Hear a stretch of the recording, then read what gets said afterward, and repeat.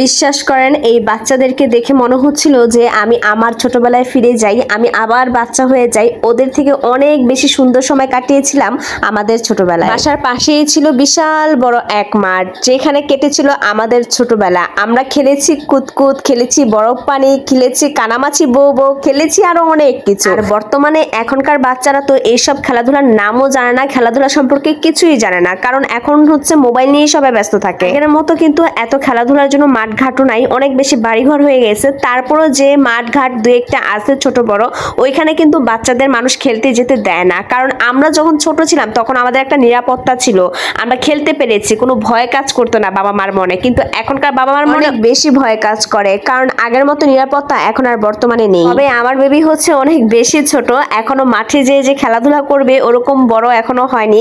তবে ও যদি বড় হয় অবশ্যই আমি ওকে মাঠে পাঠাবো খেলাধুলা করার জন্য, কারণ বাচ্চারা যতটা বেশি খেলাধুলা করবে তত বেশি বাচ্চাদের জন্য ভালো।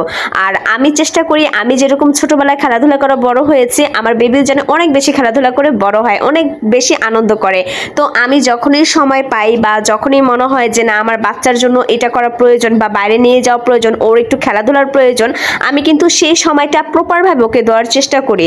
তো সেদিন সুযোগ আর সময় দুইটাই ছিল, তো আমি চলে গেছিলাম হচ্ছে আমার ছেলেকে নিয়ে বাবু স্কোয়ারে। সেখানে হচ্ছে ওর এক কাজিনও সাথে ছিল, কাজিনের মাও ছিল। তো ওরা দুইজন অনেক বেশি খেলাধুলা করে, তো সেখানে খেলাধুলা করে কিন্তু আমার বেবি অনেক খুশি হয়েছে। আমার বাচ্চা কিন্তু সারাদিন বাসায় একা আমার সাথে থাকে, আমি ওর খেলাধুলার সঙ্গী, ওর খেলাধুলা করার মতো কেউ নেই। তাই আমি যখন সময় পাই সুযোগ পাই আমি ওকে নিয়ে বাইরে যাই, ওকে সময় দিই, ও একটু খেলাধুলা করতে পারে, একটু সময় কাটাতে পারে, সেই সুযোগটা আমি ওকে করে দিই। আর ও বাইরে গিয়ে কিন্তু অনেক বেশি আনন্দ পায়, এনজয় করে, অনেক খুশি হয়।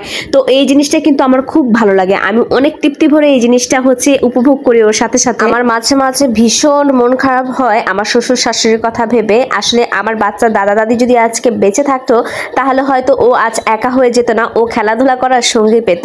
আর আমার শ্বশুর শাশুড়ি কিন্তু অনেক চেয়েছিল, খুব করে চেয়েছিল তার নাতি হলে অনেক বেশি খেলাধুলা করবে, বাইরে খেলাধুলা করতে যাবে, বাইরে ঘুরতে যাবে, অনেক বেশি সময় দিবে, তারা অনেক আনন্দ করবে। এটা অনেক আগে থেকে তারা হচ্ছে পরিকল্পনা করে রেখেছিল। হয়তো আমার ছেলের ভাগ্যে দাদা দাদির ভালোবাসা, আদর, যত্ন এইগুলো নেই, তাই হয়তো খুব তাড়াতাড়ি আল্লাহ তাদেরকে নিয়ে গিয়েছে। তবে তাদের জন্য দোয়া করি আল্লাহ তাদেরকে বেহেশত নসিব করুন। আর এখানে এত বাচ্চারা ছিল, বাচ্চাদের খেলাধুলা লাফালাফি দেখে আমারও খুব ইচ্ছে করতেছিল আমিও যে একটু খেলাধুলা করি।